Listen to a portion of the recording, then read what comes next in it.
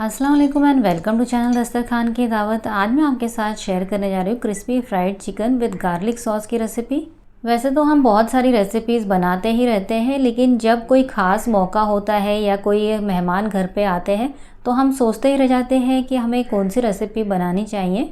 तो एक बार आप इस क्रिस्पी फ्राइड चिकन की रेसिपी को ज़रूर ट्राई करें। सभी आपसे इसकी रेसिपी जानना चाहेंगे, तो चलिए देख लेते हैं हमने इस मज़ेदार सी रेसिपी को कैसे बनाया। यहाँ पर हमने आधा किलो बोनलेस ब्रेस्ट पीसेस लिया है और इसे इस तरह के छोटे पीसेस में कट कर लिया है और चिकन को हमने अच्छी तरह से वॉश भी कर लिया है।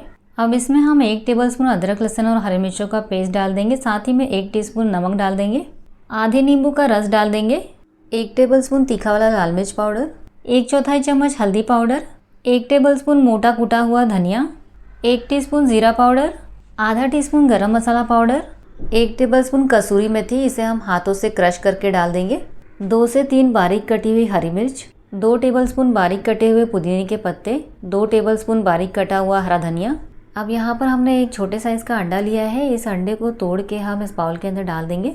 अब इसमें हम ऐड कर देंगे 4 टेबलस्पून बेसन, 2 टेबलस्पून चावल का आटा और इसमें 1/4 टीस्पून रेड फूड कलर डाल देंगे। आप चाहें तो कलर डालना स्किप भी कर सकते हैं। और अब इसे अच्छी तरह से मिला लेंगे। हमने इसे अच्छी तरह से मिला लिया है। अब चलिए इसे फ्राई कर लेते हैं। अब यहाँ पर हमने एक कढ़ाई में मीडियम फ्लेम पे ऑयल को अच्छी तरह से गरम कर लिया है। ऑयल को ज़्यादा हाई फ्लेम पे गरम नहीं करेंगे, क्योंकि अगर इसे हाई फ्लेम पे गरम करेंगे तो चिकन के पीसेस फ्राई करते समय अंदर से कच्चे रह जाएंगे। अब चिकन के पीसेस को हम एक एक करके इस कढ़ाई में डालेंगे और जितने पीसेस एक साथ में कढ़ाई में आते हैं उतने ही हम अभी डालेंगे और बाकी का हम सेकेंड टाइम में फ्राई कर लेंगे। तो यहाँ पर हमने चिकन के पीसेस को ऑयल के अंदर डाल दिया है और ऑयल में डालने के बाद तुरंत ही हमें इसे चलाना नहीं है।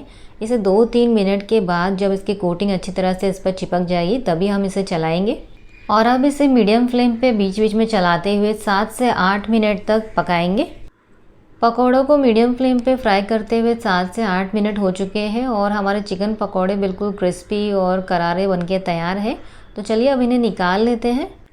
पकौड़ों को हमने फ्राई करके निकाल लिया है। अब इसे एक बाउल के अंदर डाल देंगे और इस तरह से हम बाकी के बचे हुए पकौड़ों को भी मीडियम फ्लेम पे क्रिस्पी फ्राई कर लेंगे। बाकी के बचे हुए चिकन पकौड़ों को भी हमने क्रिस्पी फ्राई कर लिया है। अब इन्हें भी हम ऑयल में से निकाल लेते हैं। बाकी के बचे हुए पकौड़ों को भी हमने क्रिस्पी फ्राई कर लिया है और इसे सेम बोल में डाल दिया है। अब चलिए इसके साथ खाए जाने वाली मज़ेदार सी गार्लिक सॉस तैयार कर लेते हैं। अब यहाँ पर मैंने एक मिक्सिंग बाउल ले लिया है। इसके अंदर हम 1.5 कप दूध डाल देंगे और दूध को मैंने रूम टेम्परेचर पे लिया है, ना ही ठंडा लिया है ना ही गर्म लिया है। अब इसमें हम 1 टेबलस्पून कॉर्नफ्लावर डालेंगे और इसे अच्छी तरह से मिला लेंगे। इसे अच्छी तरह से डिज़ोल्व होने तक मिलाएंगे। कॉर्नफ्लावर अब अच्छी तरह से डिज़ोल्व हो गया है। तो चलिए अब हम गार्लिक सॉस तैयार कर लेते हैं। अब यहाँ पर हमने एक पैन को मीडियम फ्लेम पे गरम कर लिया है। अब इसके अंदर 1 क्यूब बटर डाल देंगे और बटर को मीडियम फ्लेम पे मेल्ट होने देंगे।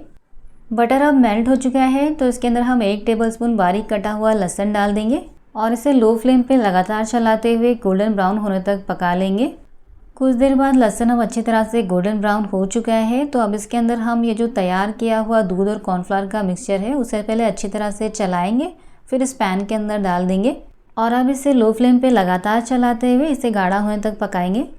सॉस को हमने लो फ्लेम पे लगातार चलाते हुए पकाया और अब आप देख सकते हैं इसकी थिकनेस बढ़ गई है। सॉस अब बिल्कुल भी परफेक्ट कंसिस्टेंसी पे आ गया है। तो अब इसके अंदर हम कुछ इंग्रेडिएंट्स ऐड करेंगे।